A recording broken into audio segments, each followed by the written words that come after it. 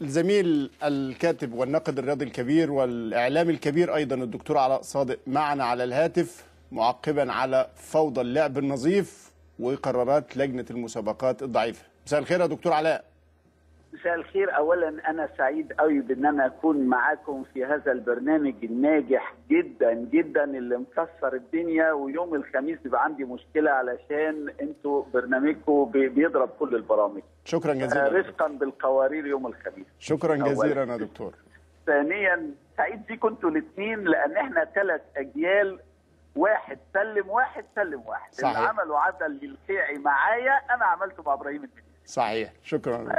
فاحنا 3 اجيال متعاقبه، وعلى قد ما عندي امتنان كبير بالاستاذ عدلي القيعي على قد ما عندي احترام كبير للاستاذ ابراهيم. شكرا جزيلا يا دكتور، وليك كل الاحترام والتقدير دايما. طبعا عايز اتكلم في زاويه انتوا اهملتوها كتير، ونادي الاهلي ومجلس ادارته اهملها كتير، وهي لجنه الحكام في اتحاد كره القدم، اللجنه اللي بيرأسها عصام صيام الزملكاوي بشكل واضح وفاضح دون ادنى خجل. انا كشفت يوم تعيينه ان هو زملكاوي، وده حاجه معلومه شخصيه نعرفها، لكن كشفت كده من خلال تعييناته المتكرره التي تخدم ناديا وتضر بالاهلي، واصراره على ان يجيب يسوره للاهلي قبل ما يعتزل وقدوره، ويكرره 4 مرات. الحكم الوحيد اللي تكرر للاهلي 4 مرات هذا الموسم هو محمد عبد القادر مرسي، وبكل ده في غفله من اداره النادي التي لا تهتم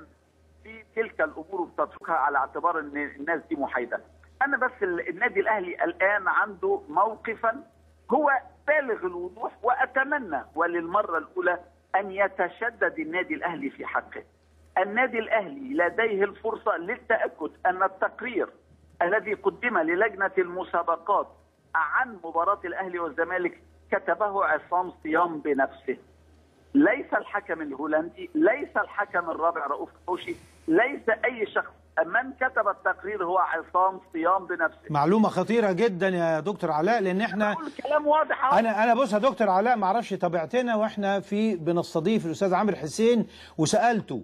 لا انا في سيارتي بنطلع. لا انا هقول لك احنا اللي حصل بالظبط. سالته هل هناك تقرير من الحكم الاجنبي؟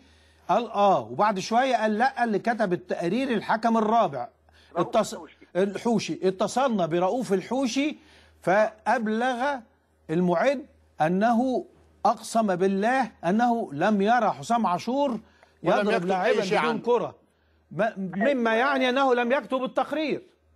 هايل هايل هايل. دلوقتي بقى انا بس عشان نبقوا واضحين، واتمنى انتوا تبقوا جادين، يعني انتوا حبايبي قد ايه، يعني استاذي واخويا الصغير، انما اتمنى تبقوا جادين واداره النادي الاهلي تبقى جاده.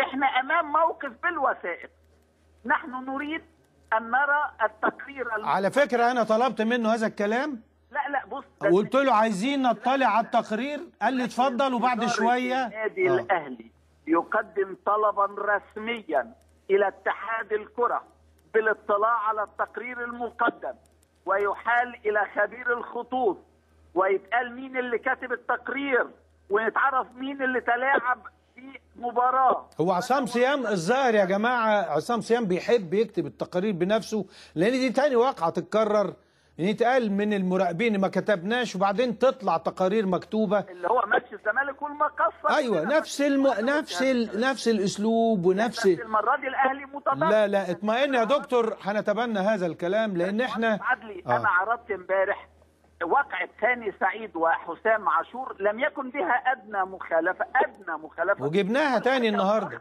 والحكم اخطا وطردوه. هذا ليس عيبا، بتحصل.